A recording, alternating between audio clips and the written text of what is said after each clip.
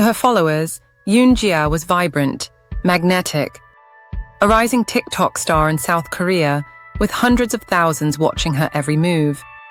Brands were noticing. Opportunities were lining up. Yoon Jia wasn't just creating content anymore. She was becoming a business.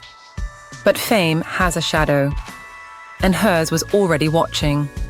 Behind the scenes, one man positioned himself as her savior, Choi, a middle-aged figure who approached her with a polished pitch. He claimed to be the CEO of an IT company. Wealthy, connected, powerful. He offered to increase her social media followers, to fast-track her rise. Yoon Jia signed an exclusive contract, but Choi was not who he said he was. He wasn't wealthy. He was drowning in debt. His house was up for auction. The CEO persona, a lie. The resources, non-existent. What he did have was obsession and access. As Yoon Jia's influence grew, so did his control. And when she began pulling away, questioning the arrangements, exploring independence, a future that no longer centered on him, something inside him fractured. For someone who had built his identity on the illusion of power, losing her was intolerable. Security footage captured a haunting moment the day before her death, Choi kneeling in front of Yoon Jia, desperately pleading with her not to cut ties. A man who had presented himself as untouchable, now on his knees. It was the image of someone who believed he owned something and couldn't bear to let it go. The next day, after ending a live stream as usual, Yoon Jia disappeared. Within hours, her body was discovered on a remote mountain, far from where she was last seen. She was covered in bruises. Signs of strangulation marked her neck.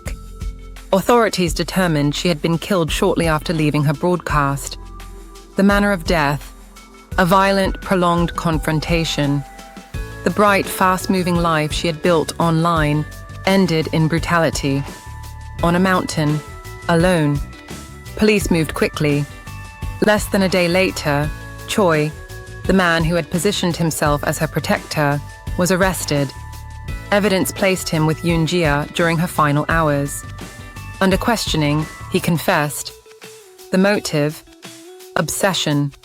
Control. Rage at losing influence over a woman who was finally stepping fully into her power. The news sent shockwaves through South Korea's influencer communities. Fans flooded social platforms with grief, guilt, disbelief. Many questioned the hidden dangers creators face.